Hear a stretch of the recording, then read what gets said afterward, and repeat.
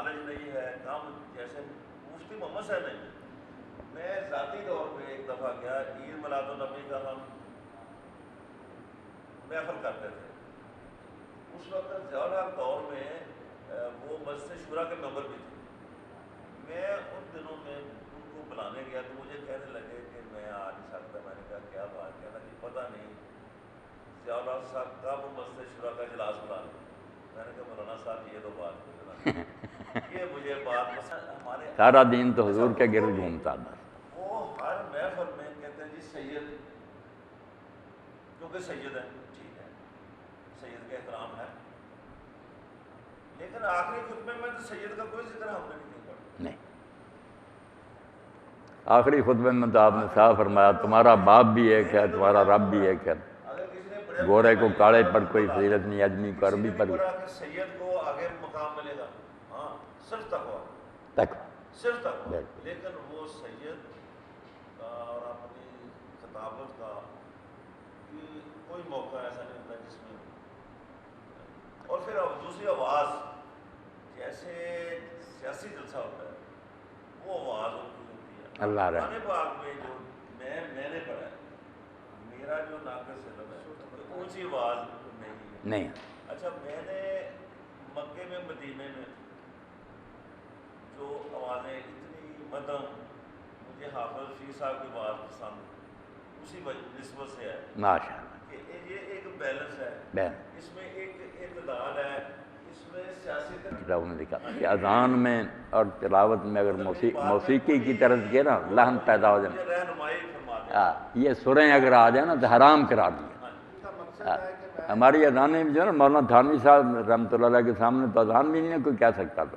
جب ہم اتنا لمبا کر دیں اللہ تو تھانوی صاحب کہہ رہے تیرے باپ نے اتنی لمبی مد لکھی ہے. وہ الف تو ہے، سادہ کہو اللہ اکبر، بس روب سے کہو، پوری ہمت کے ساتھ کہو کہ اللہ بڑا، مگر اتنا لمبا جو نا یہ دراز نہ کرو. اسی طرح اشہد اللہ آسمان پر رہ جائے گی وہ بھی غلط. تو سور پیدا کرنی نا موسیقی کے لحن، یہ اذان میں بھی حرام ہے، قرآن کی تلاوت میں بھی حرام ہے. انہوں نے ایک فن بنا لیا اس کو کہ رگیں ٹھیک کرتے رہتے ہیں. قرآن پڑھا جائے تو اس میں جلال ہو، رعب ہو. جہاں اللہ تعالیٰ عذاب کا ذکر کرتا ہے وہاں عذاب دب جائے، یہاں نعمتوں کا وہاں ذرا خوشی محسوس ہو. لہجے سے ہی پتہ چلے. آپ نے ٹھیک کہا کہ مکہ مدینہ کے امام جب پڑھتے ہیں نا، پڑھتے سادہ ہے مگر وہ پڑھتے ایسا، ان کا اتار چڑھاؤ بتاتا جاتا ہے کہ اس میں کیا بیان ہو رہا ہے. ان پڑھ بھی سمجھ آتا کہ اب یار کوئی خوشی کی بات ہو رہی ہے. یہ ڈراوا ہے جہاں امام صاحب بھی کانپ رہے ہیں. اصل میں تو ایسے ہی تلاوت ہونی چاہیے.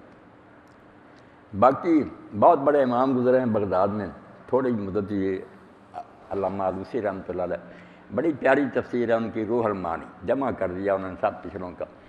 تو اس میں واقعہ لکھتے ہیں کہ ایک عالم جو تھا نا وہ سوار تھا گھوڑے پر، لوگ اس کی رکابیں پکڑے ہوئے تھے، ساتھ ساتھ چل رہے، سب لوگ ادب سے کھڑے ہو جاتے. تو ایک سید بھی آیا، یہ کالے رنگ کے تھے، حبشی تھے عالم. تو سید نے آ کر لگام پکڑی، نشے میں تھا وہ. تو اس نے کہا کالے کلوٹے، دنیا تیرا ادب کر رہی ہے اور میں رسول اللہ کا بچہ ہوں، مجھے لوگ دھکے دے کر راستے سے ہٹا رہے ہیں. تو اس عالم نے بڑے پیار سے کہا کہ بیٹا مجھ میں لوگوں نے تیرے نانا کی شکل دیکھی تو میرا احترام کرنے لگے. تو نے وہ صورت اور سیرت جو تھی تباہ کر دی، اس لیے تو اس نانا کا استحقاق کیا جاتا، تو اس کا بن کر رہتا تو واقعی مجھ سے زیادہ لوگ تیری عزت کرتے. تیری بڑی نسبت تھی، حضور کا بچہ تھا، مگر جب تو نے وہ سارا کچھ برباد ہی کر دیا تب کیا تیرا لوگ ادب کرے. تو سیدوں کو چاہیے نا اگر باقی چاہتے ہیں کہ احترام ہو، اور ہمیں اس نسبت کا لحاظ تو کرنا ہی چاہیے. پھر وہ کچھ صحیح معنوں میں سید تو بنے نا.